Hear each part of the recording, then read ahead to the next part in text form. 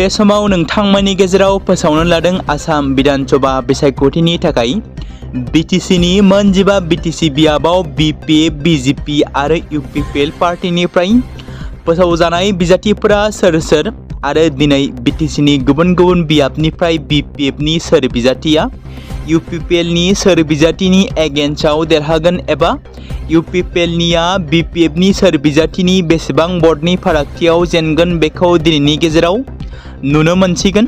मख'जाथावदि बिटिसिनि चिफ हाग्रामा महिलारियै दैदेननाय बिपिएफ पार्टिया गोबां खेब बुंबोबाय थादों बिटिसिनि मोन 15 एलएसियावबो देरहासार जागोन। गुबुन फारसेथिं प्रमद बर' बिथाङाबो खौरांगिरिफोरनि सिगाङाव बुंबोबाय थादों बे खेबनि एमएलए बिसायख'थियाव इउपिपिएलआनो बांसिन मेजरिटि लानानै देरहागोन। नाथाय बिटिसिनि मोन 15 बियाबाव बबे मोनसे पार्टिया बांसिनै मासि देरहानो हामारगोन बेखौ दिनैनि गेजेरावनो नुनो मोनसिगोन एबा मिथिनो मोनगोन। दिनै फुंबिलि 8 बाजिनिफ्राय एसेम्ब्लि बिसायख'थिनि भट साननाया जागायगोन। आसामाव गासै 126 विधान सभा बियाब, केरेलायाव मोन 140, पुडुचेरीआव मोन 30, तामिलनाडुआव 234 आरो वेस्ट बेंगलाव 294 विधान सभा बियाबाव भट सानगोन। बबे रायजोआव बबे पार्टिनि सरकारा जागोन आरो सोर सीएम जागोन बेखौ दिनैनि गेजेरावनो मिथिनो मोननाय जागोन। जोंनि बिटिसिनिखौ नायोब्ला जों मिथिगौ बिपिएफ आरो बिजेपिआ एनडीए हिसाबै मोन 15 एलएसियाव राननानै बिसायख'थिखौ गेलेदों। बिपिएफ पार्टिनिफ्राय मोन 11 आरो बिजेपिनिफ्राय मोन 4 मासि राननानै बिसायख'थिखौ गेलेदों। बेराफारसेथिं इउपिपिएल पार्टिया हारसिङैनो मोन 15 बिटिसि एलएसियाव गेलेदों। थारैनो बिटिसिआव बबे मोनसे पार्टिया बांसिनै एमएलए मासिखौ मोनमारगोन बेखौ जों दिनैनि गेजेरावनो मिथिनो मोनसिगोन। गोबां सुबुंफ्रा गाव गावनि प्रेडिक्शन खालामनानै समाजारि बिजोङाव फोसावनाय नुनो मोनदों। बेबायदिनो बिपिएफआ मोनगोन मोन 12, इउपिपिएलआ मोनगोन मोन 2, बिजेपिआ मोनगोन मोनसे बायदि बायदि प्रेडिक्शन खालामनानै बिसायख'थि साननायनि सिगांनो गावबा गावनि प्रेडिक्शन होनायखौ नुनो मोनदों। नाथाय गुबै बर्डनि फिथाइखौ दिनै मिथिनो मोननाय जागोन।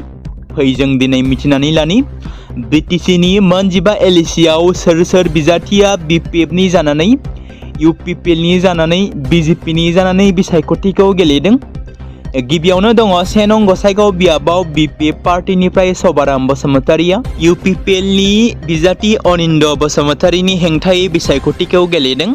नोंथांमोना बेनिफ्राय सोर बिजाथिखौ देरहासार जागोन बायदि मोनो कमेन्टनि गेजेरजों फोरमायहर।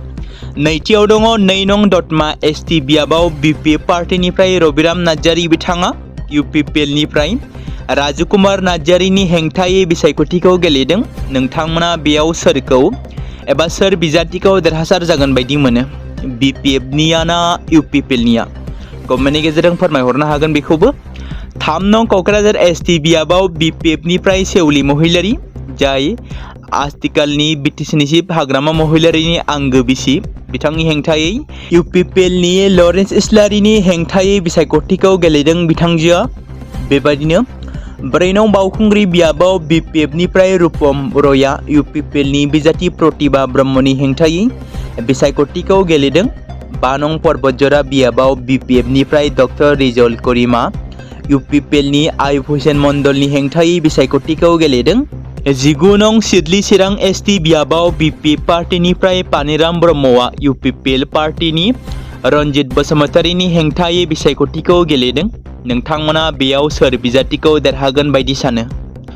41 नं मानास बियाबाव बिपिएफनिफ्राय थानेश्वर बसुमतारिया इउपिपिएलनि बिजाथि फैलाजे बरगयारी एबा जोंस्रां ब्रह्मनि हेंथायै बिसायख'थिखौ गेलेदों।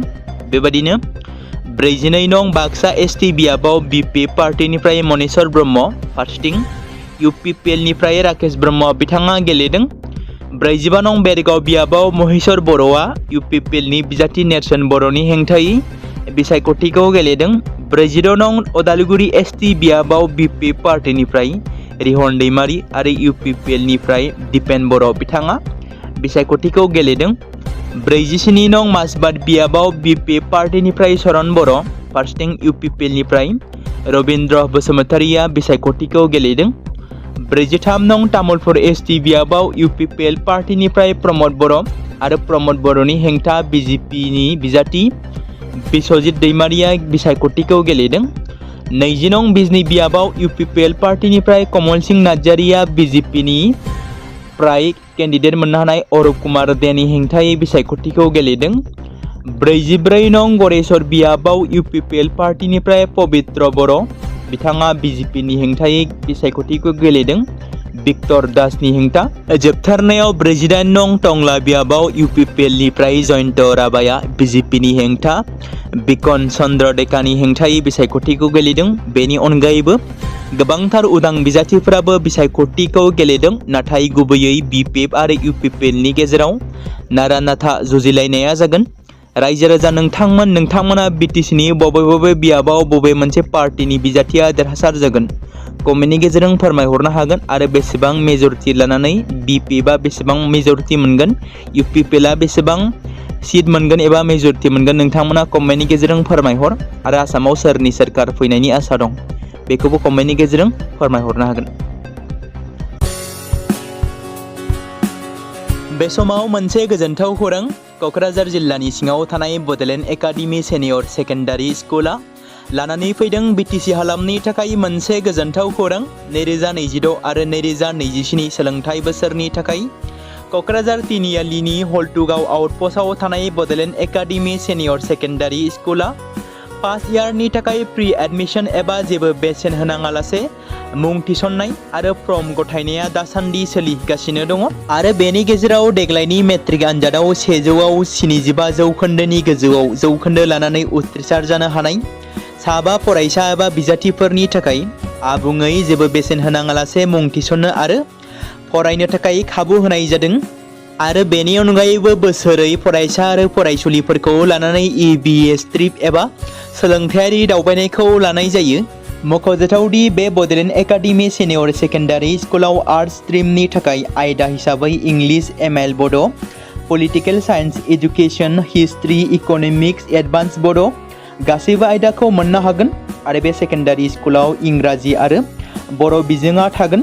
मोजां सोलोंथाइ लानायनि अनगायैबो बड'लेण्ड एकाडेमि सेनियर सेकेन्डारि स्कुलाव उफ्रा सोलोंथाइ हिसाबै एनभायरनमेन्ट, फिल्ड स्टाडि बायदिखौ लानानै सोलोंथाइ लानो हागोन। बेनि अनगायैबो बे फरायसालियाव हौवासा आरो हिन्जावसाफोरनि थाखाय आलादायै हस्टेलनि खाबुफोर होनाय जादों।